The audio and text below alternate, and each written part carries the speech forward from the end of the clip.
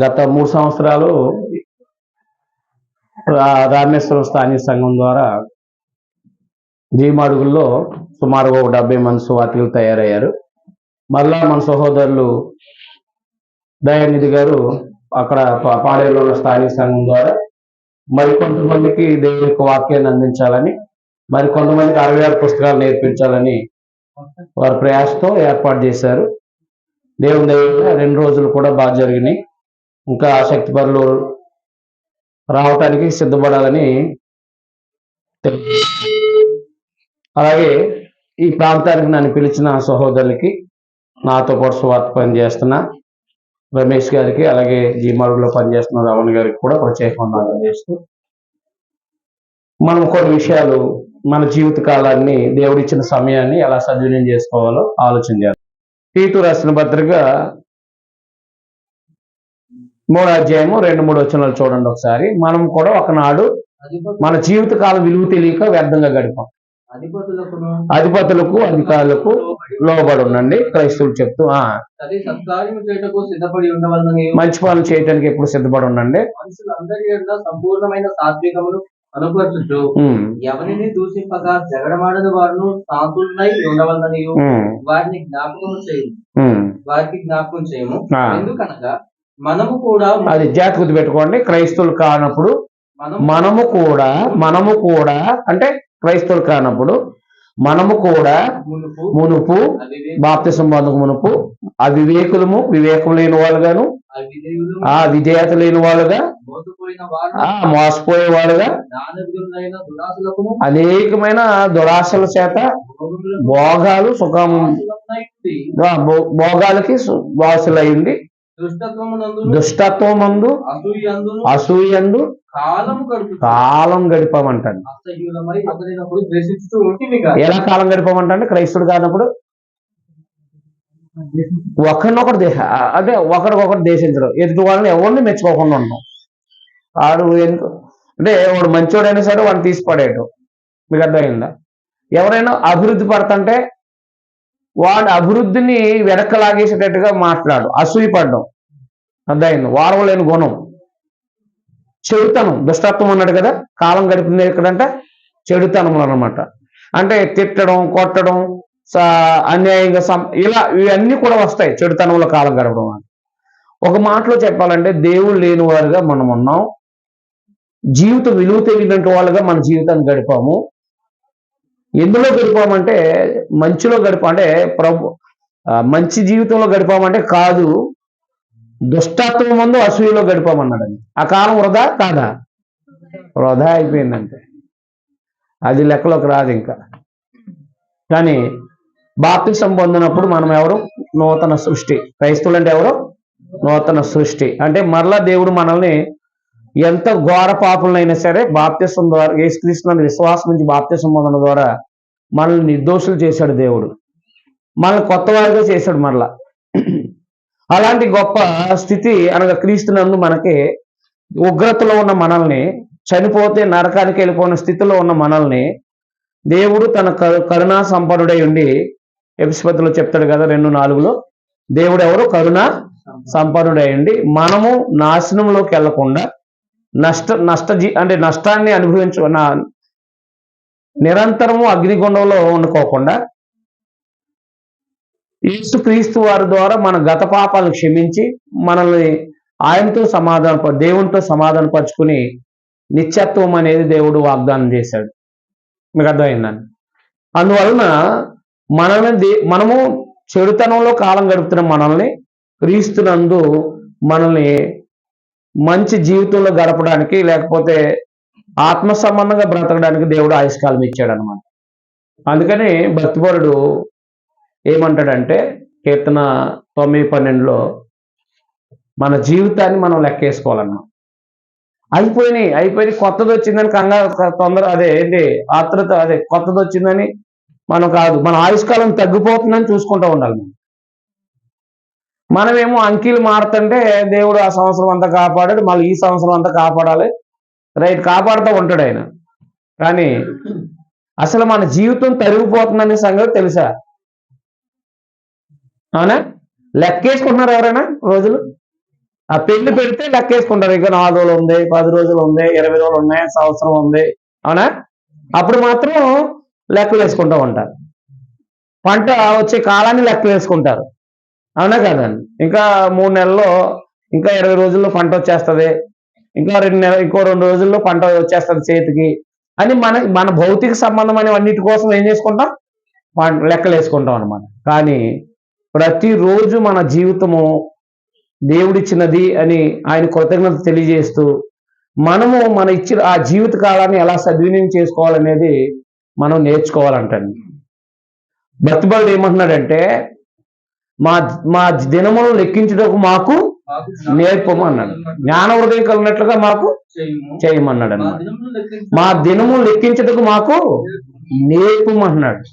కాబట్టి క్రైస్తవుడైనటువంటి వాడు దేవుడిచ్చిన ఆయుష్ కాలాన్ని అర్థమైందండి సద్వినియోగం చేసుకోవాలంటే ముందు మనం లెక్కలు వేసుకోవాలి.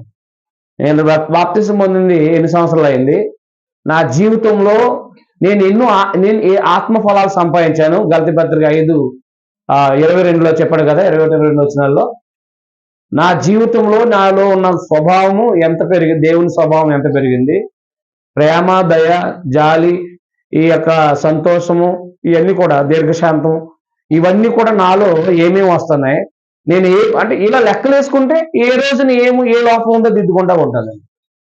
మీకు అర్థమైందా? జీవితకాలం విలువ తెలియకుండా చాలా మంది మరణిస్తున్నారు. మనం కూడా ఒకనాడు జీవితకాలం తెలియకోకుండా దుష్టత్వంలో కాలం గడిపాము. ఇప్పుడు క్రైస్తవులమైన తర్వాత మనము క్రీస్తునందు జ్ఞానుల వలె నడుచుకోవాలంటే. అర్థమైందా? సమయాన్ని పోనివద్దన్నాడు. ఎఫెసీ పత్రిక చదవం కదా మనం, సమయాన్ని ఏమవద్దన్నాడు? పోనివద్దన్నాడు.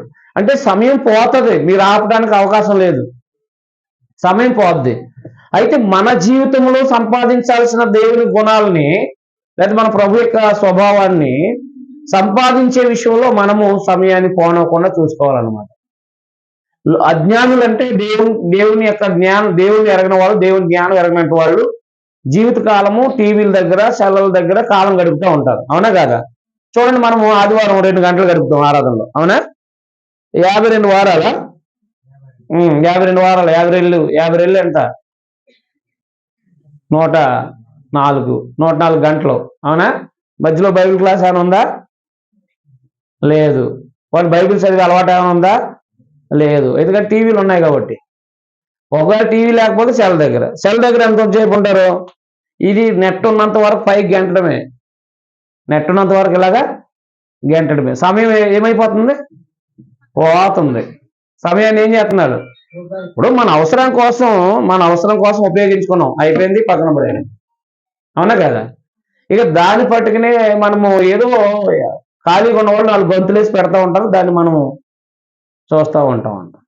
సినిమాలైనా అలాగని మరి సినిమా దగ్గర 2 గంటల కాలం గడుపుతున్నాం రోజుకి వచ్చి, లేకపోతే లోకం దగ్గర ఒక 5-6 గంటల కాలం గడుపుతున్నాం. ఎక్కువ వారానికేమో 2 గంటలు దేవుని దగ్గర, రోజు లోకానికేమో ఎక్కువ గంటలు. మనం జ్ఞానులమా అజ్ఞానులమా? ఆలోచన చేయండి. మరో సంవత్సరం వచ్చింది అని అంటే మరొక దేవుడు మనకు ఆయుష్కాలం ఇచ్చాడు. ఎందుకంటే 24లో చాలా మంది చనిపోయారు హార్ట్ అటాక్తో, అన కదా, రోడ్ యాక్సిడెంట్లలోను, అనారోగ్యాలతోనూ, జీవితంలో వాళ్ళు చాలా మంది చనిపోయారు. మరి దేవుడు మనకేందుకు ఇచ్చాడు? జస్ట్ ఒక రోజు కృతజ్ఞత కూడికెట్టేసి అంతేనా? ఒకరోజు కృతజ్ఞత కూడా, నాయన మీరు మాకు మరో సంవత్సరం ఇచ్చారు అన్నాలు, అంతే, కృతజ్ఞతలు మీకు ఇవ్వాల, అంతే, అయిపోయిందా? ప్రతిరోజు మన జీవితాన్ని లెక్కలు వేసుకుంటా ఉన్నాం. వృద్ధాప్యం వచ్చిన తర్వాత కాదు, మంచం మీద ఉన్నప్పుడు కాదు, ఇంక నేను ఎన్ని రోజులు బతుకుతానని చెప్పేసి ప్రతి గడికి. కానీ హాస్పిటల్లో మాత్రం 10 రోజులు ఉన్నా, 20 రోజులు ఉన్నా మాత్రం ప్రతిరోజు లెక్కేసుకుంటాం. ఓ 10 రోజులు ఉండమన్నా డాక్టర్ గారు అంటే 2వ రోజు, 3వ రోజు, 4వ రోజు, అవునా? చాలా కష్టంగా గడుపుతూ ఉంటాం. మనం బయటకు వచ్చామంటే ఇక మన ఇష్టానుసారంగా జీవించడానికి ప్రయత్నం చేస్తాం. ఆలోచించేయండి, దేవుని పిల్లలుగా క్రీస్తునందు మనం ఉన్నామంటే దేవుడు మనకి ఎందుకు ఆయుష్కాలం ఇచ్చాడు అని అంటే, అసలు మనం దేవుడు క్రీస్తునందు ఎందుకు చేశాడంటే, ఎఫెసీ పత్రిక 2వ అధ్యాయము 10వ వచనాన్ని చూడండి.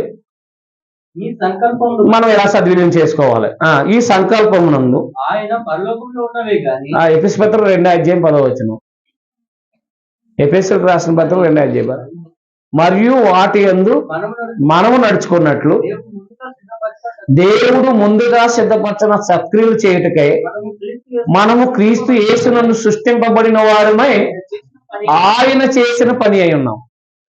దేవుడు క్రీస్తునందు మరలా మనల్ని ఎందుకు నూతనంగా చేశారంటే, గత కాలంలో చెడుతనంలో గడిపాము, ఇప్పుడు ప్రభునందు కాలం గడపాలి, సత్క్రియల్లో కాలం గడపాలంటాడు. అంటే ఏంటనమాట, మన జీవిత కాలంలో ప్రతిరోజు ఏదో ఒక మంచి పని దేవుడు అంగీకరించేది, దేవుడు సంతోషపడే మంచి పని, ఏదో ఒక మంచి పని మనం చేస్తూ ఉండాలన్నమాట. మనం భౌతిక సంబంధంగా భోజన పానీయాల కోసం మనం పనికి వెళ్తాం, అది మన బాధ్యత. అది ఒక 8 గంటలు లేకపోతే కొన్ని గంటలు పనికి వెళ్తాం. మిగతా కాలాన్ని అంతటిని కూడా ఎవరో ఒకరికి మనం ఉపయోగపడేలాగా, ఎవరో ఒకరికి మనం సహాయపడేలాగా, అలాగే మనం ప్రార్థనలో దేవుని వాక్యంలో మన జీవితాన్ని కాలం గడిపేవారుగా ఉండాలన్నమాట. మీకు అర్థమైందా? నేను 20 సంవత్సరాల నుంచి 30 సంవత్సరాల వరకు దేవుని వాక్యం నేర్చుకోవడంలో కాలం గడిపాను. ఈ 30 నుంచి 45 నాకు ఇప్పుడు 15 సంవత్సరాలు ట్రైనింగ్, అనేక మందిని సువార్థికులుగా ట్రైనింగ్ ఇస్తానే ఉన్నాను. అర్థమైనా? సంఘాన్ని నడిపిస్తున్నాం, 2 స్థానిక సంఘాలను. అయినప్పటికీ చేసే పని ఏంటంటే ఇంకంచేపు ప్రార్థన వాక్యం నేర్చుకోవడం అంతే. 10 సంవత్సరాలు నేర్చుకున్నాం. ఏది 66 పుస్తకాలని ఒక చోట కూర్చుని కాదు, ఆయా ప్రాంతాలు తిరిగి అలాగే అనేకమైన పుస్తకాలు స్టడీ చేసి గ్రంథాన్ని బాగా ధ్యానించి. అర్థమైందండి? ఇంకొక 15 సంవత్సరాలు దేవుడు ఆయుష్కాలం ఇచ్చాడు నాకు. ఈ 15 సంవత్సరాలు కూడా ట్రైనింగ్ మా ఏరియాలో కొంతమందిని 100 మంది దాకా సుమారుగా సువార్థికులుగా తయారు చేశాం. ఇప్పటికీ మా స్థానిక సంఘం ద్వారా బైబిల్ తరగతులు జరుగుతున్నాయి, ట్రైనింగ్ అవుతూనే ఉన్నారు. ఏజెన్సీలో ఇంచుమించు ఒక 70 మందికి ట్రైనింగ్ ఇచ్చాం. మళ్ళా పాడేరు స్థానిక సంఘం ద్వారా మళ్ళీ ఒక 20 మందికి ట్రైనింగ్ ఇస్తున్నాం. అంటే నేను కాలాన్ని ఏం చేస్తున్నాను,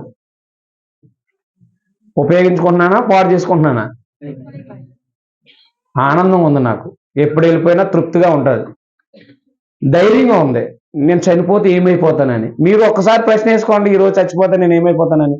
చనిపోరు, కానీ ఆలోచించండి.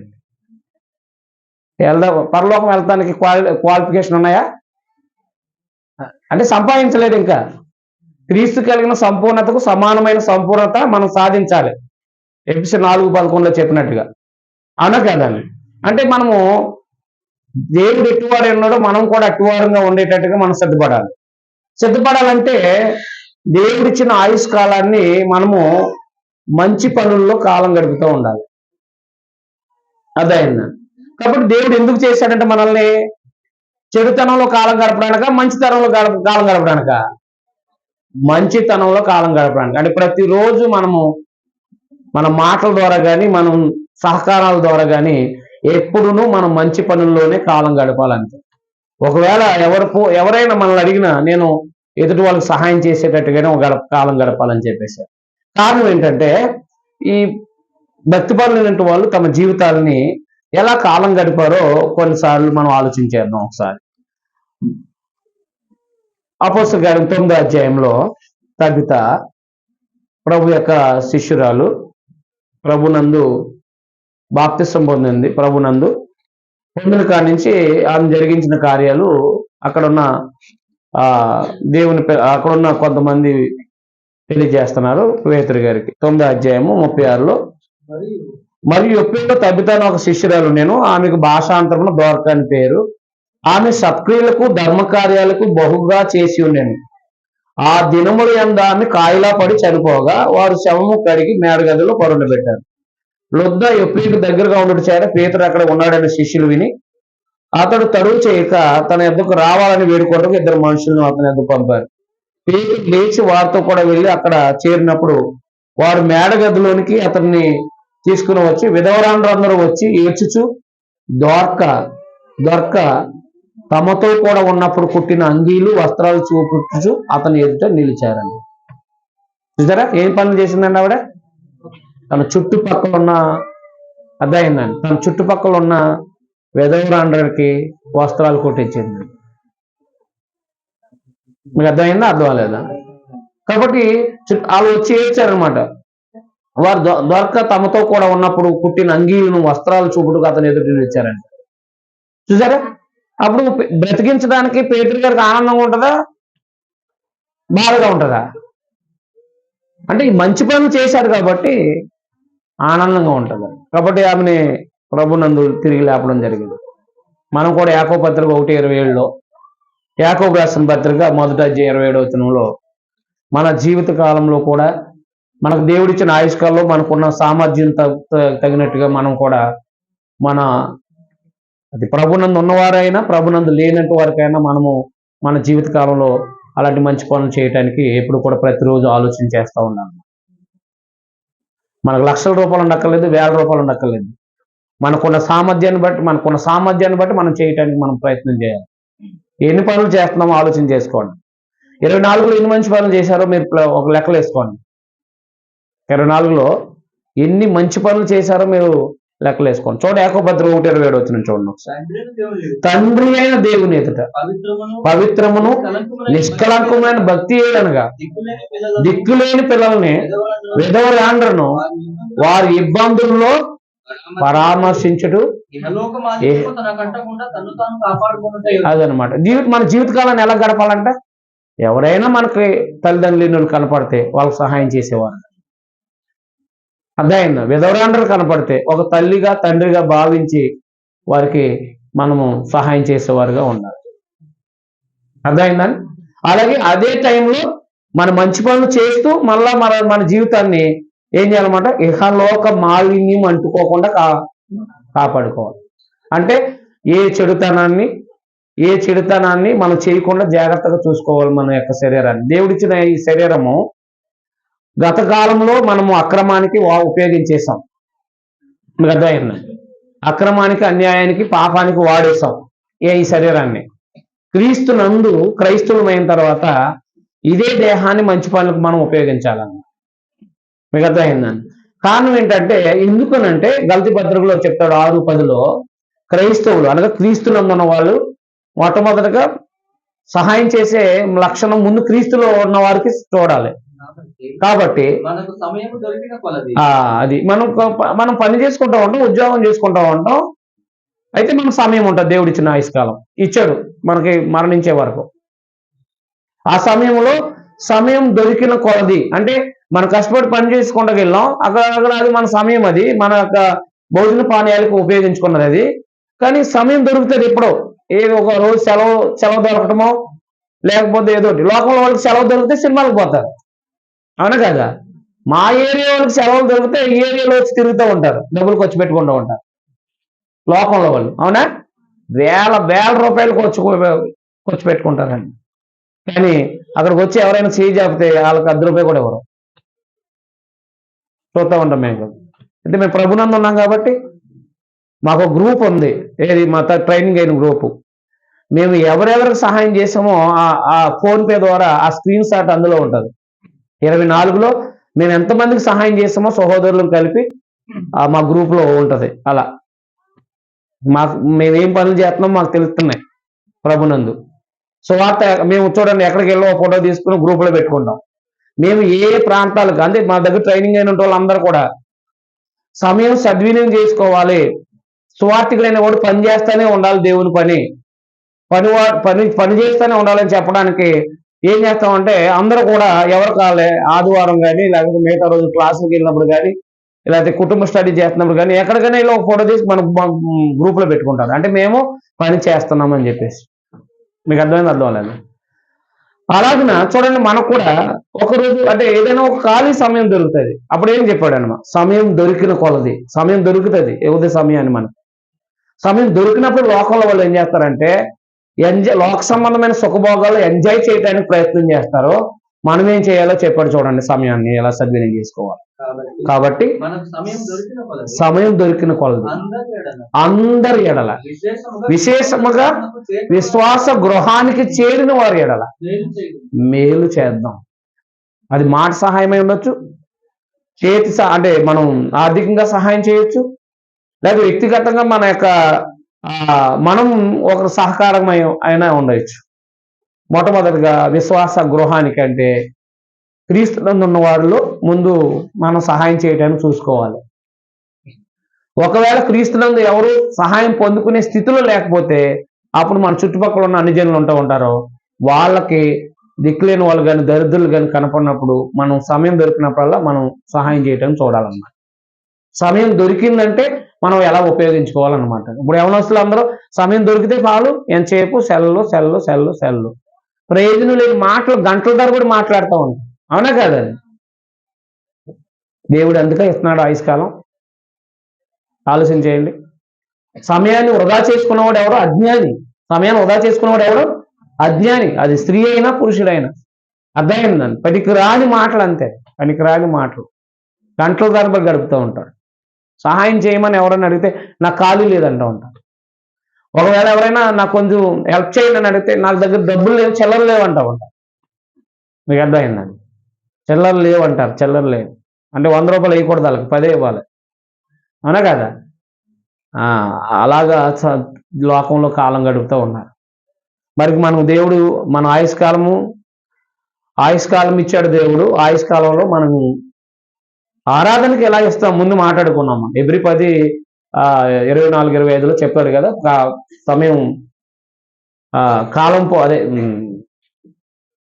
సమాజంగా కోపం మానకన్నాడు కదా. అది మనం జరిగిస్తున్నాం. నేను దాని గురించి మాట్లాడలేదు. ఆల్రెడీ మనం ముందుగా మాట్లాడుకున్నాం. 1-2 గంటలు ఆరాధన చేయడానికి ఏం చేస్తున్నాం? సమయాన్ని కేటాయిస్తున్నాం. సంవత్సరానికి 104 గంటలు. అవునా? మరి సంవత్సరానికి 104 గంటలైనా ఉంటా?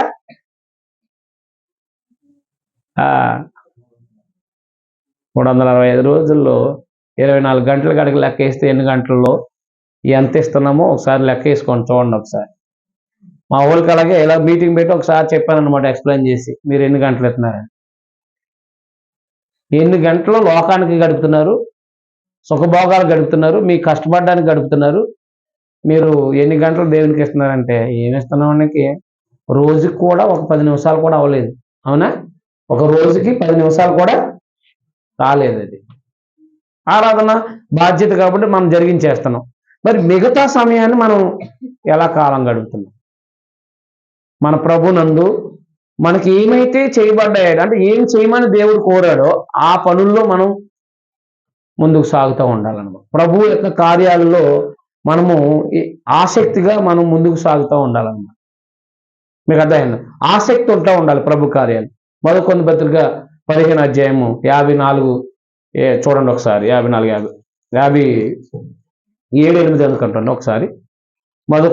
కొరింథీయులకు రాసిన మొదటి పత్రిక 58 15 మొదటి కొరింథీ పత్రిక 15:58 వచ్చిన చూడండి ఒకసారి. కాగా నా ప్రియ సహోదరులారా,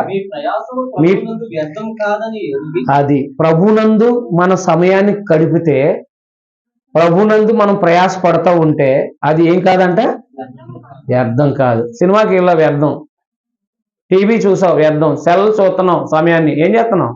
వ్యర్థం. చెడుతనం లోకం ఉన్నప్పుడు చెడుతనంలో కాలం గడిపాలన్నమాట.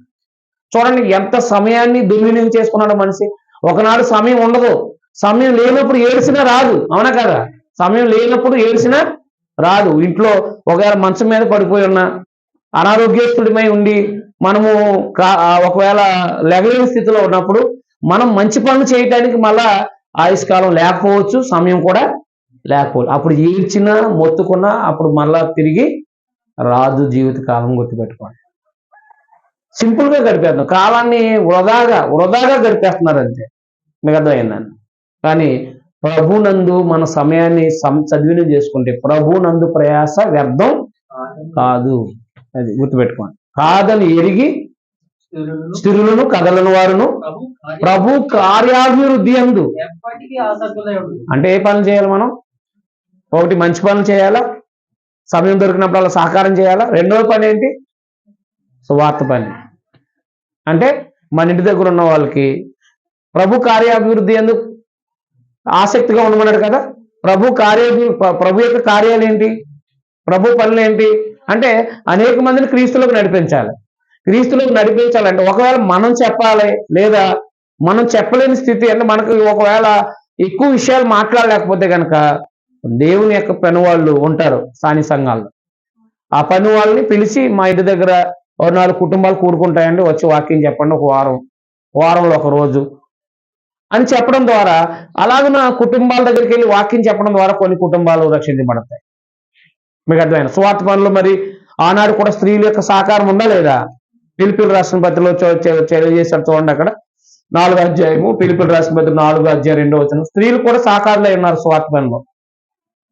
అంటే వాళ్ళు ప్రసంగాలు చేయక్కర్లేదు, కానీ అర్థమైందని ఆ పనిలో సహకారంగా ఉండగలిగితే ఆ ప్రభునందు ప్రయాస వ్యర్థం కాకుండా ఉండగలదు. ప్రభునందు ప్రయాస వ్యర్థం కాదు కాబట్టి ఆ ప్రయాస మనం కలిగి ఉండాలి. అందుకే ప్రభుతో కూడా అనేక మంది స్త్రీలు ఉన్నారు, పురుషులు ఉన్నారు ఆనాడు. ప్రభు అలాగే అపోస్తులతో కూడా ఉన్నారు. చూడండి, అక్కడ ప్రభునందు ఏక మనస్సు గలవారు ఉండాలని యువదియను సొంటికైన బతిమాలుకుంటున్నాను. అవును, నిజమైన సహకారి ఆ స్త్రీలు క్లెమెంతుతోనూ నా ఇతర సహకారితో సువార్త పనిలో నాతో కూడా ప్రయాసపడిన వారు.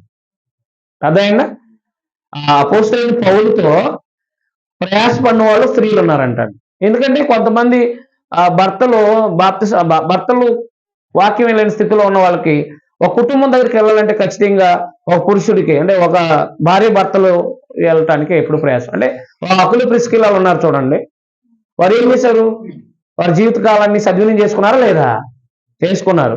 అంటే ఇలాగ స్త్రీలు కూడా సహకారం, ప్రభు పనిలో సహకారం చేశారన్నమాట. పౌలు గారు వచ్చారు, అపోస్తలుల కార్యం 18వ అధ్యాయం మొదటి వచనాల్లో పౌలు గారు అకుల ప్రిస్కిల్లాలతో కలిశారు. కలిసినప్పుడు వాళ్ళు ఏం చేశారంటే వారితో కలిసి పని చేశారంట. చూసారా, సువార్త పనిలో భార్య భర్తలు ఎలా సహకారులై ఉన్నారు. అలాగే స్థానిక సంఘాల్లో బాప్తిసం పొందిన భార్య భర్తలు ఉంటారో వారిద్దరు కూడా మరో కుటుంబానికి వెళ్ళి, ఒకరు వెళ్తే ఒకరు వెళ్ళకూడదు, ఇద్దరేసి వెళ్ళాలి, ఒకరు వెళ్ళకూడదు. కాబట్టి ఇద్దరు వెళ్ళి సువార్త పనులు, సంఘం క్షేమాభివృద్ధి కొరకు, సంఘం ఇంకా అభివృద్ధి పడడం కోసం రక్షించబడలేని ప్రజల దగ్గరికి వెళ్ళి 1 గంట అదే ప్రభునందు ప్రయాసపడాలి. సువార్త ప్రకటించడానికి బైబిల్ అంతా తెలియక్కర్లేదు, అవునా కదా? యేసు ప్రభువుని గురించి, తండ్రి అయిన దేవుని గురించి మాట్లాడడానికి, బాప్తిస్మ అంటే మన జీవిత యొక్క విలువలు మాట్లాడడానికి మనకి బైబిల్ అంతా తెలిసి ఉండక్కర్లేదు. దేవుడు ఎవరో, ప్రభు ఎవరో, ఆయన ద్వారా ఎలా పాపక్షమాపణ కలుగుతుందో, ఈ విషయాలు మాట్లాడడానికి మనం ఆ సమయాన్ని సమయాన్ని ఉపయోగించుకోవాలన్నమాట. మంచి పనులు మన పవిత్రమైన జీవితాన్ని పవిత్రంగా గడపడానికి, అలాగే ప్రభు కార్యాల్లో మనం మన జీవితాన్ని గడపడానికి ప్రయాసపడాలి. రామేశ్వరంలో స్థానిక సంఘం వాళ్ళతో పాటు పురుషులతో పాటు స్త్రీలు వచ్చి 60-70 మందికి భోజనాలు ఉండటంలో వాళ్ళ సహకారం ఉంది. మరి వాళ్ళ సహకారం ఉండడం బట్టే కదా సుమారుగా ఒక 70 మందికి ట్రైనింగ్ ఇవ్వగలిగారు. అలాంటి పనుల్లోనూ, అలాగే ఇక్కడ స్వార్థ కార్యక్రమాల్లో కూడా మనము మన గృహాలు విడిచి ఎక్కడికో వెళ్ళక్కర్లేదు. మన బంధువులు, మన ఇంటి వారు, కొన్నేళ్ళ ఇంటి వారికి తన బంధువులకి ఎలాగైతే వాక్యం వినిపించడానికి ఆయన ప్రయాసపడ్డాడో మనం కూడా అలా. చూడండి 18వ అధ్యాయము అపోస్తలుల కార్యం. మనం కూడా అలాగున మన జీవితకాలాన్ని సద్వినియోగం చేసుకోవాలి. ఆ తర్వాత పౌలు ఏథెన్స్ నుండి బయలుదేరి కొరింథీయులకు వచ్చి పొంతు వంశీయులైన అకుల అనే ఒక యూదుని అతని భార్యను ప్రిస్కిల్లను కనుగొని వారి వద్దకు వెళ్ళాను. యూదులందరూ రోమా విడిచి వెళ్ళిపోవాలని క్లౌదియా చక్రవర్తి ఆజ్ఞాపించినందున వారు ఇట్ల నుండి కొత్తగా వచ్చారు. వాళ్ళు క్రీస్తు సంఘం వాళ్ళు. వారు వృత్తికి డేరాలు కుట్టువారు. పౌలు అదే వృత్తి గలవాడు గనక వారితో కాపురం ఉండేను. వారు కలిసి పని చేయుచున్నారు. చూసారా, వారు కలిసి పని చేయుచున్నారు. అతడు ప్రతి విశ్రాంతి దినం సమాజ మందిరంలో తర్కిస్తూ యూదులను గ్రీస్ దేశంలో ఒప్పిస్తూ ఉన్నాడు. సువార్త పనిలో ఆదరించారు ఆయన్ని. సువార్త పని చేయడానికి వచ్చిన పౌలు గారిని ఈ అకుల ప్రిస్కిల్లాలు ఏం చేశారు? ఆదరించారు. ప్రభు కార్యాలలో వాళ్ళు పాలుభాగస్తులయ్యారు. అలాగే వారి ఇంటి దగ్గరకు వచ్చిన ఒక అపోల్లోకి కూడా సహకారిగా నిలవడం జరిగింది. చూడండి 24వ వచనం, 18వ అధ్యాయం 24వ వచనం చూడండి ఒకసారి. చూడండి, అక్కడ అలెగ్జాంద్రియాలోని అపోల్లో అనే ఒక యూదుడు ఎఫెసుకు వచ్చాడు. అతడు విద్వాంసుడు, లేఖములందు ప్రవీణుడై ఉన్నాడు. అతడు ప్రభు మార్గ విషయం ఉపదేశం పొంది తన ఆత్మయందు తీవ్రపడి యోహాను బాప్తిస్మం మాత్రమే తెలుసుకున్న వాడైనను యేసును కూర్చున్న సంగతులు వివరంగా చెప్పి బోధిస్తూ సమాజ మందిరంలో ధైర్యంగా మాట్లాడిన ఆరంభించాడు. ప్రిస్కిల్లా, అకుల విని అతన్ని చేర్చుకుని దేవుని మార్గం మరి పూర్తిగా అతనికి విషయపరిచారు. చూసారు, భార్య భర్తలు ఇద్దరు కూడా ప్రభు కార్యముల్లో ఎలా సహకారులై ఉన్నారు. ప్రభు కార్యాలను ప్రయాసపడుతున్నారు వాళ్ళు. పౌలు గారిని చేర్చుకున్నారు. అలాగే అపోల్లో అనే ఒక విద్వాంసుడు, యూదుడు విద్వాంసుని చేర్చుకున్నారు. యేసుక్రీస్తుని గురించి మరి పూర్తిగా వివరించారన్నమాట. యేసుక్రీస్తు వారి గురించి మరి పూర్తిగా వివరించారంట. అంటే వారు ఇక్కడ ఫిలిప్పీలో ఉన్న స్థానిక సంఘంలో కొంతమంది స్త్రీలు అర్థమైందండి, పౌలు గారు స్వార్థ పనిలో సహకారం చేశారు. అలాగే ఈ అకుల ప్రిస్కిల్లా భార్య భర్తలో ప్రభు యొక్క కార్యాలలో సహకారులై ఉన్నారు. మీకు అర్థమైందండి. కాబట్టి మన సొంత పనుల మీదే కాకుండా మనము ప్రభు కార్యాల మీద కూడా మనసు పెట్టాలని ఫిలిప్పీ పత్రికలో చెప్పడం జరిగింది. మీకు అర్థమైందండి. ఫిలిప్పీలకు రాసిన పత్రిక 21వ వచనం చూడండి ఒకసారి. అందరూ తమ సొంత కార్యములని చూసుకుంటున్నారు కానీ యేసుక్రీస్తు కార్యాలని చూడరు. అలా ఉండాలా? అర్థమైందండి. అలా ఉండాలా మనం? అలా ఉండకూడదండి. యేసుక్రీస్తు కార్యాలను కూడా మనం చూడాలంటండి. ఎందుకంటే రక్షించబడిన వాళ్ళందరూ కూడా క్రీస్తుని గూర్చిన వార్త మనం ప్రతి ఆదివారం ప్రభు త్యాగాన్ని జ్ఞాపకం చేసుకుంటాం. అనగా ప్రభు యొక్క శరీరాన్ని జ్ఞాపకార్థంగా రొట్టెని, ప్రభు యొక్క రక్తాన్ని జ్ఞాపకార్థంగా ద్రాక్షారసం తీసుకున్న మన అందరం కూడా అర్థమైందండి, మనం సువార్తను ప్రచురించే వారంగా ఉండాలంతే. అనగా ప్రభు యొక్క కార్యముల్లో పాలు భాగస్తులై ఉండాలి. మన సొంత పనులే కాదు, మన సొంత పనుల మీదే కాదు, మీకు అర్థమైందండి, సొంత పనుల మీదే కాదు, మనము క్రీస్తు కార్యాలను కూడా మనం చూడాలని చెప్పేసి మాట్లాడడం జరిగింది. మరి మనము ఆదివారం వచ్చి వెళ్ళిపోతున్నామా? అసలు మధ్యలో ఎప్పుడైనా క్రీస్తు కార్యాల్లో ఏమైనా పాలు భాగస్తులు అవుతున్నామా? యవనస్తులైనా, యవనరాండ్రైనా, అలాగే భార్య భర్తలైనా, అలాగే ఎవరైనా సరే స్థానిక సంఘంలో బాధ్యతగా ప్రతి వారంలో అర్థమైనా ఎవరొకరికి స్వార్థ అందించడానికి మనం ప్రయాసపడుతున్నామా? ఒక అకుల ప్రిస్కిల్లా కానీ, లేకపోతే ఫిలిప్పీలో ఉన్న స్థానిక సంఘంలో ఒక స్త్రీలులా కానీ, పౌలు గారికి స్వార్థ పనులు సహకరించినట్టు వాళ్ళుగా కానీ, అలాగే ఆలోచించేయండి దేవుని పిల్లలుగా. ఏం చేస్తున్నాం మనం వారం అంతా కూడా? మన పనుల్లో కాలం గడుపుతున్నామా? మనము ఎంత సంపాదించినా విడిచిపెట్టి వెళ్ళిపోవాలి.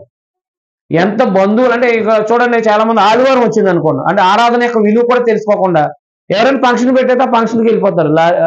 కార్లు వేసుకుని యాన్ల మీద బండ్ల మీద వెళ్ళిపోతారు. ఆదివారం మీరు పెట్టుకుంటే మేము రామని చెప్పాలి, వాళ్ళకి తెలియాలి, బుద్ధి తెలియాలని. లోకానికి క్రైస్తవులు కాని వాళ్ళకి, బంధువులకి మనం చెప్పాల్సింది ఏంటంటే, మీరు ఆదివారం తప్ప ఎప్పుడైనా మీరు పెట్టుకోండి, అప్పుడు వస్తాం. అవసరమైతే సాయంత్రం వచ్చి మీకు ఏం పెట్టాలో అది పెట్టేసి వెళ్ళిపోతాం తప్ప కార్యక్రమానికి మేము రాలేమని చెప్పాలంట. అప్పుడు మనల్ని ఎప్పుడు ఆదివారం పిల్లరు. మమ్మల్ని ఆదివారం ఎవరు పిల్లరు, ఆదివారం పిల్లరు, పిలిచినా వెళ్ళం. ఆదివారం ఆరాధన, దేవుడు కోరుకున్నది అది, అవునా కదా? అది ఆదివారం ఆ తండ్రిని అంటే దేవుడిని ఆరాధించే అది తండ్రి కోరుకున్నాడు. అది అంటే తండ్రి చిత్తాన్ని నెరవేర్చే ఆ దినం, తండ్రి చిత్తాన్ని నెరవేర్చే దినాన్ని మనము ఏం చేసుకోకూడదు, దుర్వినియోగం చేసుకోకూడదు. చాలా మంది మా ఏరియాలో కూడా చాలా మంది క్రైస్తవులు అనబడే చాలా మంది ఏం చేస్తూ ఉంటారంటే, ఆదివారం వాళ్ళ సొంత ఇంట్లో వాళ్ళ బంధువులు, వాళ్ళ అన్నదమ్ములు, వాళ్ళ అక్క చెల్లెలు ఏదైనా మీటింగ్, ఏదైనా ఒకవేళ ఫంక్షన్ వచ్చిందంటే కనుక ఒక ఆదివారం మానేస్తే నష్టమేమి లేదు అని చెప్పేసి వెళ్ళిపోతారండి. కొంతమంది పనులు కూడా అలా చేసేసుకుంటూ ఉంటారు. ఆరాధన మిస్ అవ్వకూడదు. మనం సమయం అసలు సమాజం కూటం మానొద్దు అన్నాడండి. సమాజం కూటం మానొద్దు అంటే మరి మానితే సమయాన్ని దుర్వినియోగం చేసుకుంటున్నాం, దేవుని చిత్తాన్ని మనం నెరవేర్చలేకపోతున్నాం. మనం ఆలోచించేయండి దేవుని పిల్లలుగా. మనకు దేవుడి మొదటి స్థానం దేవుడిదా, బంధువులదా? మరి క్రైస్తవుడు అయినప్పుడే తెలుసుకోవాలి మనం. ప్రభు కార్యాలకి మొదటి స్థానం ఇవ్వాలి మనం, తర్వాత భౌతిక సంబంధమైన. ఎవరైనా ఆదివారం చనిపోతారో ఆరాధన అయిపోయిన తర్వాత వెళ్తామే. మన ఇంట్లో కూడా ఎవరైనా చనిపోతే కనుక అలా పక్కన పెట్టేయడం, స్నానం చేసి పెట్టేసి పక్కన ఆరాధన అయిపోయిన తర్వాత వెళ్ళి కార్యక్రమం చేయాలి. అలా ఉండగలిగితే క్రైస్తవం యొక్క విలువ, దేవునికి ఎంత ప్రాధాన్యత ఇస్తున్నారో లోకం కూడా అర్థం చేసుకుని, ఓహో దేవుడికి ఎంత గొప్ప స్థానం ఇస్తున్నారు కాబట్టి ఇలా కుటుంబాలు భౌతికంగాను ఇటు ఆత్మీయంగాను వర్ధిల్లుతున్నారని ఆ యొక్క పరిస్థితులు వాళ్ళకి తెలియాలి. మీకు అర్థమైందండి. మనం దేవునికి మొదటి స్థానం ఇస్తామనే సంగతి వాళ్ళకి అర్థం అవ్వాలి. వాళ్ళ బాధల్లో ఇబ్బందుల్లో మనము మాదిరి ఉండాలి వాళ్ళకి. మీకు అర్థమైందని. కారణం ఏంటంటే దేవుడు మన ప్రతి అవసరత తీరుస్తాడు, అవునా? అలాగే మనకు కూడా ఎబ్రీ 13:5-6 కూడా మనకు వాగ్దానాలు ఉన్నాయి. నేను విడువను ఎడబాయను. ఇశ్రాయేలుకి ఇచ్చిన వాగ్దానం మన క్రీస్తునందు మనకు కూడా ఇచ్చాడు. అది మనల్ని కూడా విడిచిపెట్టను. అంటే మనం ఆరాధనకు మొదటి స్థానము, దైవ కార్యాల పట్ల దేవుని యొక్క కార్యాల పట్ల మనం మొదటి స్థానం ఇచ్చినప్పుడు అర్థమైందండి. మనల్ని మనకి దేవుడు చేసే ఉపకారాలను వాళ్ళు చూసి, ఓహో వీళ్ళకి దేవుని సహాయం ఉందని చెప్పేసి వాళ్ళు అర్థం చేసుకోగలిగి వాళ్ళు కూడా దేవుని వైపు తిరగటానికి మనం మాదిరి ఉండాలన్న.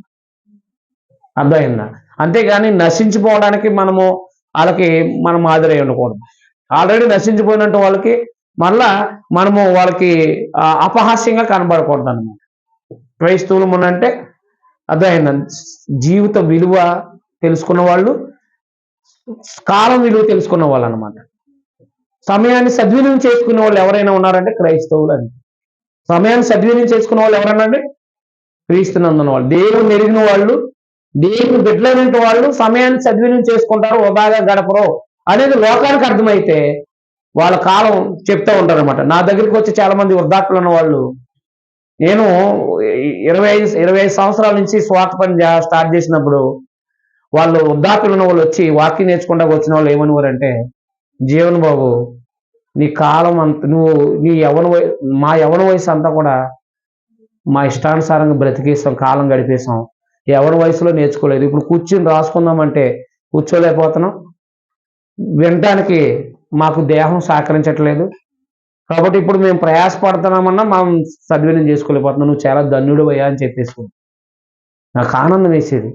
ఓహో వాళ్ళ జీవితాన్ని వృధా చేసుకున్నారా, నా జీవితాన్ని వృధా చేసుకోకుండా దైవ కార్యాల మీద ఆసక్తి ఉందా నాకు అని చెప్పేసి నేను సంతోషపడ్డాను. అందుకే ప్రభునందు ఆత్మ సంబంధం ఎదిగాను. ధనం సంపాదించడంలో ఎదగలేదు, భోజన వసతులు ఉన్నాయి మాకు, కానీ ధన సంపాదనలో కాదు, దేవుని వాక్యం సంపాదించడంలో ఎదిగాను. ఇప్పుడు అనేక మందికి ఉపయోగపడుతున్నాను. అదే అనేక మందిని ఒక సువార్థికుడిగా తయారు చేయటానికి అదే నేను ఈరోజు ప్రయోజనకరంగా ఉన్నాను. నాకు దేవుడిచ్చిన ఆయుష్కాలం అంతా కాలం గడుపుతున్నాను, సద్వినియోగం చేసుకున్నాను. నా వ్యక్తిగతమైన జీవిత లోపాలను నేను దిద్దుకుంటా ఉన్నాను, సరి చేసుకుంటున్నాను. ఎవరికైనా ఆపదలు ఉంటే నాకున్న దాంట్లో ఆపదలు ఉన్న వాళ్ళకి సహాయం చేస్తూ ఉన్నాం. గ్రంథం తెలిసింది కాబట్టి, జీవిత విలువ తెలిసింది కాబట్టి సద్వినియోగం చేసుకుంటున్నాం అన్నమాట. ఎంత అంటే ఇప్పుడు మళ్ళా మేము వెళ్తే మాకు మళ్ళీ అక్కడికి వెళ్ళిన తర్వాత మాకు ఖాళీ ఉండదు. ఏదో మీటింగ్, ప్రతి మంగళవారం అక్కడ బైబిల్ క్లాస్ ఉంటుంది. స్థానిక సంఘం కొంత ధనం ఆదివారం నాడు చేసిన కొంత ధనంతో బైబిల్ క్లాసులు పెడతాం ప్రతి మంగళవారం. అలాగే మించు ఒక 100 మంది లోపు సువార్థికులుగా తయారయ్యారు. అదే అలాగే ప్రతి స్థానిక సంఘం కూడా ఆ ధనం దేవునికి ఇవ్వాల్సింది దేవునికి ఇచ్చి అర్థమైందని మంచి పనులు చేయటంలో ముందుకు సాగుతున్నారు అనుకోండి, సద్వినియోగం చేసుకున్నారు, ప్రభు కార్యాల్లో ఆసక్తి కలిగి ఉన్నారు. అంతేగాని మనము ఊరికనే దేవుడికి థ్యాంక్స్ చెప్పేసి, నాయన 24 అంతా కాపాడావు, 25 అంతా కూడా కాపాడు అని చెప్పేసి వదిలేసి మళ్ళీ సమయాన్ని మనం దుర్వినియోగం చేసుకున్నాం అనుకోండి, మనం అజ్ఞాన లిస్టులోకి వెళ్ళిపోతాం అనమాట. ఏ లిస్టులోకి వెళ్ళిపోతాం? అజ్ఞాన లిస్టులోకి వెళ్ళిపోతాం అనమాట. కాబట్టి దేవుడి పిల్లలుగా మనం సమయాన్ని పోనివ్వకుండా మన కాలాన్ని వృధాగా గడపకుండా దేవుడు క్రీస్తునందు మనల్ని ఏం చేయమన్నాడో ఆ పనుల్లో మనము ప్రయాసపడేవారుగా ఉండాలి అన్నమాట. అంటే మనం కష్టపడి పని చేసుకుంటూ ఉంటాం, మిగతా టైంలో ప్రభు కార్యక్రమాల్లో అనగా స్వార్థ పనిలో సహకారులుగా ఉంటాం అన్నమాట. అర్థమైందా? అంతేగాని దైవ కార్యాలు చెడగొట్టేవారు ఉండకూడదు. చాలా మంది ఏమంటారంటే, మీ దగ్గర ఒక చుట్టుపక్కల 4 కోరకుండా మీ దగ్గర పెడతామంటే అంటే మాకు ఖాళీ ఉండదని, సమయం లేదని అని చెప్పేస్తాం. దైవ కార్యాలు జరగటానికి లేకపోతే సువార్త ప్రకటించబడడానికి మన ఇల్లు ఒక సాధనమే ఉండాలి. అర్థమైందని. ఎందుకంటే అకులు తీసుకెళ్ళాలి. ఇంట్లో కూడా పిలోమోను గారి ఇంట్లో కూడా స్థానిక సంఘాలు కూడుకున్నాయి. ఒకనాడు చర్చ్ బిల్డింగ్ లేనప్పుడు ఎక్కడ కూడుకున్నాం? ఇంట్లో దగ్గరే కూడుకున్నాం. మేము కూడా మాకు చర్చ్ బిల్డింగ్ లేనప్పుడు ఇంట్లోనే కూడుకునేవాళ్ళు. రోమపత్రిక 16వ అధ్యాయము 3వ వచనంలో అకుల ప్రిస్కిల్ల ఇంట్లో క్రీస్తు సంఘం కూడుకుంటుంది అంటండి. చూసారా? మన ఇల్లు ప్రభు యొక్క సంఘానికి ఒక ప్రభు యొక్క కార్యక్రమాలకి ఒక సాధనంగా ఉండగలగాలండి. రోమ 16 అధ్యాయము 3వ వచనం. క్రీస్తు యేసునందు నా జత పనివారైన ప్రిస్కిల్లకును అకులకును నా వందనాలు చెప్పండి. వారు నా ప్రాణమునకు ప్రాణాలని తెగించారంట. మరియు వారి ఇంట ఉన్న సంఘానికి. సరే, అదనమాట. అలాగే దేవుని పిల్లలు పరిశుద్ధులు వచ్చినప్పుడు మన ఇల్లు ఒక సాధనంగా ఉండాలి. పరిశుద్ధులు అదైందండి. పరిశుద్ధులు తమ యొక్క అంటే దేవుని కార్యాల మీద, దేవుని పనుల మీదకి వచ్చినప్పుడు మన గృహాల్లో కొంత సమయం గడపాలి. బంధువులకి గడుపుతాం కదా, బంధువులకి ఇస్తామేమా, బంధువులకి ఇస్తామా మన ఇల్లు చేస్తాం. దేవుని పని వాళ్ళు ఎవరైనా ఒకరోజు ఉంటానంటే కనుక మనం ఏమంటామంటే అది ఖాళీ లేదయ్యా అంటామండి. ఏమన్నా కదా. మరి ప్రభు యొక్క కార్యాల్లో మనము భాగస్థులమై ఉండాలి. మన సొంత కార్యాల మీదే కాదు, ప్రభు కార్యాల మీద కూడా మనం మనసు పెట్టాలన్నమాట. అలాగే మనం సమయం గడిపితే దేవుని లక్షణాలు అనగా లేకపోతే మనం ఆత్మ ఫలాలు అనేవి సంపాదించుకోగలుగుతామా, సంపాదించలేమా?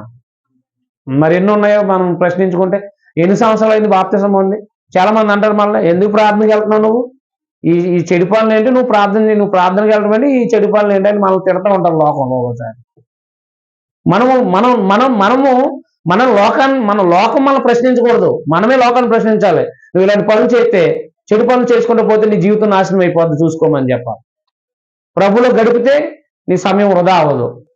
అర్థమైంది. ప్రభులో మరణిస్తే మన క్రియలు మనం వెంట వెళ్తే మనం విశ్రాంతి పొందే అవకాశాలు ఉంటాయి. ప్రకటన 14:13 ప్రకారం. అర్థం లేదు. ఎన్ని సంవత్సరాలు అయింది బాప్తిసం పొంది, ఎన్ని ఆత్మ ఫలాలు సంపాదించుకున్నారో ఆలోచించండి. ఇప్పుడు చెట్టు ఉంది మీ ఇంటి దగ్గర చెట్లు వేశారు, అవి ఫలాలు కాయట్లేదు ఒక 5 సంవత్సరాల నుంచి, బాగా ఏపుగా ఎదిగిపోయినాయి. ఏం చేస్తారు మీరు? నరికేస్తారు. మరి దేవుడు ఏం చేస్తాడండి? మనల్ని కూడా తీసేస్తాడు. ఎందుకు వృధా అని చెప్పి తీసిపడేస్తాడండి. అటు మంచి లేదు చెడు లేదని చెప్పి లోకసువార్త. అందుకని మన కాలాన్ని వృధా చేసుకోకండి. లోకసువార్త 13వ అధ్యాయం. లోకసువార్త 13వ అధ్యాయంలో 6వ వచనం నుంచి. మరియు అన్న వారితో ఉపమానం చెప్పాను. ఒక మనిషిని ద్రాక్ష తోటలో అంజూరపు చెట్టు ఒకటి నాటబడి ఉండేది. అతను దాని పండ్లు వెతక వచ్చినప్పుడు ఏమీ దొరకలేదు. యజమానుడికి సంతోషమా, నిరుత్సాహమా? మరి మనం 20 సంవత్సరాలు అయినా కానీ మనలో ఏ ప్రేమ, సంతోషము, దయ, దీర్ఘశాంతము, జాలి ఇలాంటి ఏమీ కనపడలేదు అనుకోండి. ఫలములు నాశించిన పరలోకపు తండ్రి అని ఒక కీర్తన ఉంది, అవునా? ఆ కీర్తన ఫలములు నాశించిన పరలోకపు తండ్రి తేరి చూస్తున్నాడని. మనం తేరి చూసినప్పుడు 20 సంవత్సరాలు క్రైస్తవం, నేను 30 సంవత్సరాలకు అనుభవం ఉంది నాకు అని చెప్తా ఉంటారు కదా చాలా మంది. లోపల అదే హృదయాల్లో చూస్తే ఫలాలు లేకపోతే ఏమవుద్ది జీవితం? చూడండి ఏమవుతుంది ఇక్కడ. 3 ఏళ్ళ నుండి అంజూరపు చెట్టు పండ్లు వెతుకుతూ వచ్చినాను కానీ ఏమీ దొరకలేదు, దీన్ని నరికివేయి అన్నాడు. అర్థమైందా? ఏం చేయండి? నరికే. మీ ఇంటికాడ ఉంటే అలాగే ఏం చేస్తారు మీరు? ఎందుకండి వేస్ట్, ఇది తీసి పడండి అంటారు. అదే కదా మరి మనం కూడా ఒక ఆయనకి ఒక భౌతిక మామూలుగా ఆలోచించండి. మనకు కూడా దేవుడు ఆయుష్కాలం ఇస్తున్నాడు భూమి మీద. ప్రపంచం అంతా అయింది, ఆయన ఆ ప్రపంచంలో మనకు దేవుడు ఆయుష్కాలం ఇస్తున్నాడు. మనమేమి బాప్తిసం పొందినా కానీ ఫలించట్లేదు. 20 సంవత్సరాలు 30 సంవత్సరాలు అయినా ఎందుకు వేసి తీసి పడేస్తే కాల్చిపడేస్తే సరిపోద్ది అనిపిస్తుంది. అందుకని దేవుని పిల్లలుగా మన మరణం ఎప్పుడో తెలియదు. మన జీవితకాలము ఒక చాలా అల్పమైన వాటితో పోల్చబడింది. అంతలో కనపడి అంతలో మాయమయ్యే ఆవిరి వంటి వాళ్ళు మన ఎదురుకుండా అలాగే ఎంతోమంది చనిపోతున్నారు. ఆలోచించేయండి దేవుని పిల్లలు. మరి ఆయుష్కాలం చాలా అల్పమైంది అని చెప్పినప్పుడు గడ్డిపూతో పోల్చడం జరిగింది. మరి అల్పమైంది అయినప్పుడు మన జీవితాన్ని ఎలా ఏం చేస్తున్నాం ఆలోచించేయండి. ఆత్మ సంబంధంగా ఫలించకపోతే మనల్ని కూడా తీసిపోయే అవకాశాలు ఉంటాయన్నమాట. దేవుడు తీసేశాడంటే మధ్యలో మనకు నిత్యత్వం కూడా ఉండదన్నమాట. అందుకని దేవుని పిల్లలుగా క్రీస్తునందు మనము ఆత్మ ఫలాలనగా దేవుని గుణాలని మనం సంపాదించుకోవాలి. చనిపోయేలోపు మంచి పనులు చేస్తూ ఉంటే మన జీవితాన్ని పవిత్రంగా కాపాడుకుంటూ ఉంటే సమయాన్ని గడుపుతూ ఆరాధన అయిపోయిన వెంటనే పని అయిపోయిన దేవుని మనం అమ్మాయి అనుకోకూడదు. ఆరాధన దేవుని ఆరాధించాము, ఆయన సంతోషపడేది. సత్క్రియలు కూడా చేయమని చెప్పిన దేవుడు కాబట్టి ఆ మంచి పనులు చేయడం కూడా దేవుడు సంతోషపడతాడు. అదే ఎవరైనా మనం నిందించినా తిట్టినా మనం సహించుకుంటే ఆ సహనాన్ని బట్టి మనం దేవుడు సంతోషపడతాడు. ప్రభు కూడా అలాగే ఆయన జీవితకాలం అంతా సద్వినియోగం చేసుకున్నారు. అవునా కదా? 11వ సంవత్సరాన ప్రశ్నలు వేస్తే లోకాసువార్త 2వ అధ్యాయంలో కదా ప్రశ్నలు వేస్తే ఆ ప్రశ్నలకి ఆ ప్రజ్ఞకి ఆశ్చర్యపోయారంటండి. అవునా కదా? మన పిల్లలు 11వ సంవత్సరానికి ఏమైనా జ్ఞానం ఉంటుందా? దేవుని వాక్యం మనం ఏమైనా నేర్పుతామా? అసలు దేవుని వాక్యం నేర్పుతామా? డ్యాన్స్ చేయరంటాం అంతే. టీవీలో వస్తుందని చూసి ఏం చేయి డ్యాన్స్ చేయ ఒకసారి డ్యాన్స్ నేర్పుతాం. ముందు ఏం నేర్పుతాం? డ్యాన్స్ నేర్పుతాం. వాళ్ళు డ్యాన్స్ చేస్తూ ఉంటారు. తర్వాత మనల్ని ఆ డ్యాన్స్తో మనల్ని తంతారు. వద్దాపిల్లో మనం నేర్పించే మనం తంతారు. అవునా కదా? ఏం నేర్పుతామంటే అవి నేర్పుతా ఉంటాం. కానీ యేసుక్రీస్తు వారు చిన్నప్పటి నుంచి కూడా దైవ కార్యాల మీద నా తండ్రి పనుల మీద ఉండాలని మీకు తెలియదు అన్నారు. అవునా? లోకాసువార్తలో 2వ అధ్యాయంలో ఆయన ఏమన్నారు? నా తండ్రి పనుల మీద నేను ఉండాలని తెలియదా అన్నారు. చూడండి ఆ జీవితకాలం ఎంత అధ్వానం చేశాడు. సినిమాల్లోను సీరియల్లోను కాలం గడుపుతూ ఉంటే ఎప్పుడు ఈ యొక్క మన ఆత్మ సంబంధం వదులుతామని చెప్పండి ఒకసారి. 2వ అధ్యాయం 47వ వచనంలో ఆయన మాటలు వినువారందరూ ఆయన ప్రజ్ఞకు ప్రత్యుత్తరాలకై విస్మయం ఉండారంటండి. ఆశ్చర్యపోయారంటే 11 సంవత్సరాలు ఏంటి ఈయనకండి. ఆయన తల్లిదండ్రులు వచ్చి ఆయన మిక్కిలు ఆశ్చర్యపడి ఏంటి నాయన ఎలా చేసావని అడిగితే నీ దుఃఖపడతామని చెప్తే ఆయన మీరేమో నన్ను వెతుకుతున్నారు, నేను నా తండ్రి పనుల మీద ఉండాలని మీరు ఎరగరా అన్నాడు. మీకు అర్థమైందా? అర్థమైంది. మరి మనం కూడా ఎవరి పనుల మీద ఉండాలి? మన తండ్రి పనుల మీద మనం కూడా ఉండాలి. ప్రార్థన ఆయన పగలంతా దేవుని యొక్క వాక్యం ప్రకటించేవారు. సాయంత్రం అయినప్పుడు ఒలివ కొండకెళ్ళి ప్రార్థనలో గడిపేవారు అన్నమాట. మరి మనం ప్రార్థనలు ఎంతసేపు గడుపుతున్నాం? ప్రార్థన చేసుకున్నాం అసలు పొద్దున మధ్యాహ్నం సాయంత్రం ఒక దానిలాగా మన ప్రభులాగా అసలు ప్రార్థన మన జీవితంలో ఉందా? ఆలోచన చేయండి. ప్రార్థనలో గడుపుతున్నామా? అంటే గడపడం అంటే ఆల్ నైట్ ప్రేయర్ కాదు, నిద్ర లేకుండా కాదు. కనీసం కొన్ని గంటలైనా ప్రార్థనలో గడుపుతున్నామా? దేవునితో మాట్లాడుతున్నామా? అంటే దేవునితో ప్రార్థన చేయడమే దేవునితో మాట్లాడడం. దేవునికి చెప్పుకుంటున్నాం మన విషయాలు. ఇంకెంతమంది రక్షించబడాలో వాళ్ళ మీద భారం. అంటే నాయన మా రక్షణ పొందడానికి మనకేమైనా ప్రయాసం ఉందా? అసలు ఆ విషయాలు నేను చెప్పుకుంటే ఇక్కడ నాయన ఇలా ఉన్నాయి పరిస్థితులు, ఇక్కడ మరి అనేక మంది రక్షించబడాలని మేము కోరుకుంటున్నాం, మీ యొక్క ఉద్దేశాన్ని నెరవేర్చాలనుకున్నాం, మాకు పరిస్థితులను అనుకూలపరచమని ప్రార్థన చేయాలి. స్వార్థ ప్రకటించబడడానికి అనుకూలం చేయాలని ఏం చేయాలి? ప్రార్థన చేయాలి. ఎపిసి పత్రిక చూడండి. ఎపిసిలకు రాసిన పత్రిక అపోస్తలుడైన పౌలు అదే స్థానిక సంఘాలకి చెప్తూ ఉంటారు. ఆయన 6వ అధ్యాయము 18వ వచనం ఆత్మ వలన ప్రతి సమయమందు ప్రతి విధమైన ప్రార్థనను విజ్ఞాపన చేయొచ్చు ఆ విషయమై సమస్త పరిశుద్ధుల నిమిత్తము పూర్ణమైన పట్టుదలతో విజ్ఞాపన చేయొచ్చు మెలకుగా ఉండండి. ప్రభు రాకడ ఎప్పుడో కూడా తెలియదు కాబట్టి అర్థమైందండి. ప్రార్థన చేసుకోవడం ద్వారా మనం మెలకుగా ఉన్నట్లు లెక్క. మరియు నేను దేని నిమిత్తము రాయబారిన సంఖ్యలో ఉన్నాను ఆ సువార్త మర్మం ధైర్యంగా తెలియజేయడానికి నేను నోరు తెలిసినప్పుడు దాని గురించి నేను మాట్లాడవలసినట్లుగా ధైర్యంతో మాట్లాడకే వాక్శక్తి నాకు అనుగ్రహించబడినట్లు నా నిమిత్తం పూర్ణమైన పట్టుదలతో విజ్ఞాపన చేస్తూ మెలకుగా ఉన్నాను అన్నాడు. స్థానిక సంఘంలో సభ్యులు సువార్తికుడి కోసం ఎప్పుడు ప్రార్థన చేస్తూ ఉండాలి. నాయన మాకు నియమించిన పనివాడు మీ పనివాడిని జ్ఞాపకం చేసుకోండి. ఏ ప్రాంతాలకు వెళ్తున్నారో ఆ ప్రాంతాల్లో సువార్త ధైర్యంగా చెప్పే ఆ సామర్థ్యాన్ని ధైర్యాన్ని వారికి ఇవ్వండి అని చెప్పేసి మన భౌతిక అవసరాల కొరకు ఆత్మ సంబంధ అవసరాల కొరకు సువార్త పని కార్యాల కొరకు మనం ప్రార్థనలో గడపాల్సిన వారు. విశ్వాస ప్రేమల నిరీక్షలను మనం సంపాదించుకుని ప్రభు రాకడ కొరకు మనం ఎదురు చూడాలి. ప్రభు రాకడ ఎప్పుడో తెలియదు కదా, తెలియనప్పుడు మనం సిద్ధపడి ఉండాలో వద్దా? అదే మొదటి తెస్సలోనికీయుల పత్రిక 5వ అధ్యాయంలో చెప్తాడు. ఆయన ఎప్పుడు వస్తాడో తెలియదు కాబట్టి విశ్వాస ప్రేమల నిరీక్షణ సిద్ధపడి ఉండండి అని చెప్పేసాను. మరి మనకు విశ్వాసం ప్రేమ నిరీక్షణ అర్థమైందండి. ఇవన్నాయా లేదా? ఈ సత్క్రియలతో నింపబడుతున్నామా లేదా? సమయాన్ని మనం సద్వినియోగం చేసుకుంటేనే ఇవన్నీ సాధించగలుగుతాము. లోకంలో వాళ్ళలాగా సినిమాల్లోనూ సీరియల్లోనూ వ్యర్థమైన దాంట్లో సెల్లల్లో ఇలా కాలం గడిపితే మాత్రం ఆత్మ సంబంధమయంగా ఎదగలేము, ఆత్మ ఫలాలు ఫలించలేము, ఫలించకపోతే పరలోకం కూడా వెళ్ళలేము. గుర్తుపెట్టుకుని ఎప్పటి నుంచి అయినా దేవుడిచ్చిన ఆయుష్కాలాన్ని ప్రతిరోజు లెక్క పెట్టుకుని ఏమేమి పనులు చేసుకుంటున్నామో గుర్తుపెట్టుకోవాల్సిన వారమై ఉన్నారని గుర్తించుకుని దేవుని పిల్లగా మనందరం కూడా సమయాన్ని సద్వినియోగం చేసుకుని ముందుకు సాగాలని మిమ్మల్ని హెచ్చరిస్తూ నన్ను హెచ్చరించుకుంటూ ముగిస్తున్నాను. మీ అందరికీ వందనాలు తెలియజేస్తాను. ఈ అవకాశం ఇచ్చిన సహోదరులకి ప్రత్యేకంగా వందనాలు తెలియజేస్తాను.